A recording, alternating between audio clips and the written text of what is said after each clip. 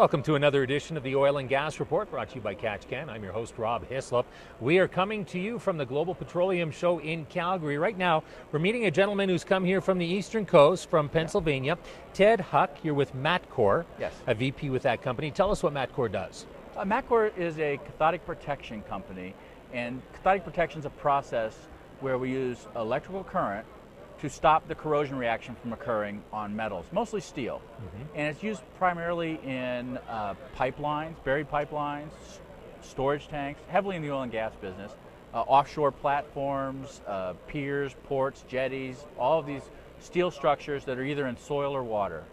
And by stopping the corrosion reaction using this process, we can extend the life of those structures and protect the environment. Okay, and because you're able to work in pipelines that are buried or in the water, obviously that cuts down on the cost of repairing them and making sure that they're okay. Absolutely. Once you install a pipeline and you've buried it, it's very difficult to inspect it. It's very difficult to maintain it.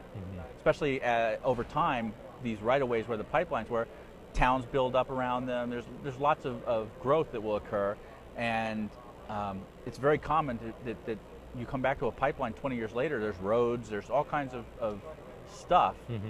Which has a double-edged sword. One, you can't afford to have a failure because now the environmental impact, if it's a gas pipeline, the impact that it could have to life and property could be huge.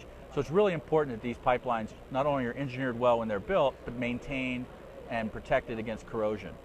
You mentioned electricity. How exactly, without getting too technical, how exactly does the process work? Actually, at a very simple level, corrosion is a process of metals giving up electrons to the environment. They react with the environment and they give up electrons.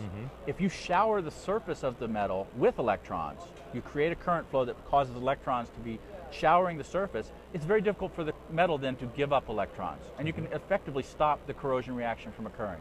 It'd be similar to saying I want to get into a football stadium at the end of the game when everybody's leaving the football stadium. Okay. So by showering electrons onto the surface, the metal can't give up electrons to the environment. Okay. It's really a very simple system. Okay, interesting. Now, when you look at something like that, I mean, pipelines obviously big concern. We had a spill recently in Alberta, and it seems like whenever anything goes wrong with the pipelines, of course, it makes headline news. Absolutely. And the unfortunate thing is the pipeline industry is, in general, a very responsible industry. There's a lot of effort and attention put in place to minimize the frequency of leaks and the impact of leaks. But just like the airline industry, which is exceptionally reliable, anytime there's a failure, it tends to make the headline news. And it's unfortunate. But I guess the thing is, and of course with the airline industry as well, it's a tragedy. When you've got something like a spill, all you need is one.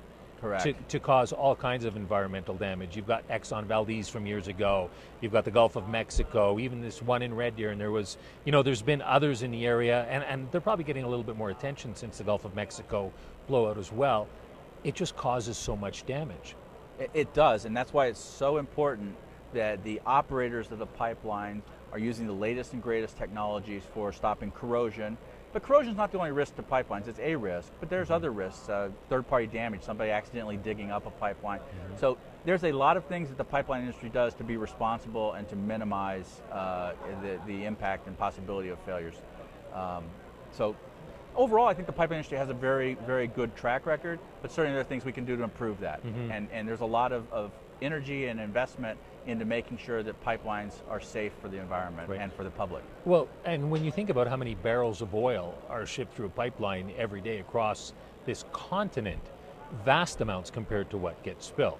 And if you ever looked at a pipeline network map that shows all of the pipelines that are operating in North America, it's amazing how many millions of miles of pipeline are operating. But as you said, all it takes is one, and I referenced the San Bruno explosion in Southern California. I mean, that was just in Northern California. It was in San Francisco area.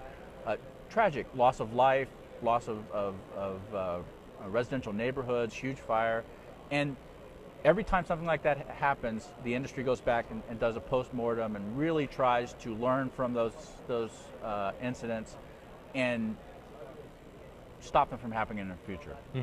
No, and we play a part in that. Our technology is a part in preventing those type failures. Right. Now, There's a couple of controversial pipeline projects that are affecting Alberta and the oil sands, the United States as well. And one is the Northern Gateway one, which would go across northern Alberta, BC to the coast. And the other one is Keystone XL pipeline, of course, which would go from Alberta down to Texas eventually. How would you feel about having a pipeline going across your property or near your property? Would you be concerned at all? Oh, I think any residential environment, you'd be concerned about pipelines, if not just the safety issue. And I really wouldn't be that concerned about the safety issue as much as I would probably be concerned about the perceived safety issue and maybe the impact it might have on my real estate value. But pipelines are very safe, and especially with today's technologies, because we're using much more sophisticated coating technologies. And the coatings are a primary source of protection against corrosion. We have much better monitoring systems. We have much better integrity assurance systems in place. They actually have these, what they call smart pigs, that they run through these pipelines that can locate where there's metal loss and damage. And if it's amazing to get an animal to do that, isn't it? Oh, yeah. Yeah, of course, it's not a real pig. It's a funny story how they call it a pig. Yeah. Have you ever heard the story why they call it a No, pig? I haven't. When they first started running cleaning pigs, these weren't the intelligent pigs that do the testing, but these are just basically for cleaning, scraping the pipeline. Okay, again, we're not talking animals here. No. Okay. This is basically a mechanical device that runs through the pipe Yeah. and had scrapers, and as it ran through the pipe, it was a squealing sound as it was cleaning the pipe. Okay. So they started calling them pigs. Yeah. Because you could literally hear them running through the pipeline like a stuck pig. Okay. And occasionally they would get stuck. Yeah. But now they have them with sophisticated equipment, electronic measuring equipment and devices that allows them to test what the condition of inspect what the condition of the pipeline is without ever having to dig up the pipeline. So there's a lot of technologies that are in play, and so for the newer pipelines that are designed to incorporate these technologies, the reliability of these pipelines is much higher than the ones that were built, in the 70s and the 60s and the 50s. And even those have very high reliability. The pipeline system throughout North America, a lot of it is quite old, isn't it? There is a lot of aging infrastructure, and that's where, again, technologies that Matcor manufactures and engineers and designs are very important. Because as the infrastructure ages, it's really important to use the latest and greatest technology to maintain those pipelines. There's no reason those pipelines can't be in service for 100+ years if they're properly maintained, and the testing regimens are such that you're testing them on a frequent basis. So as the pipelines get older, you have to test them more frequently.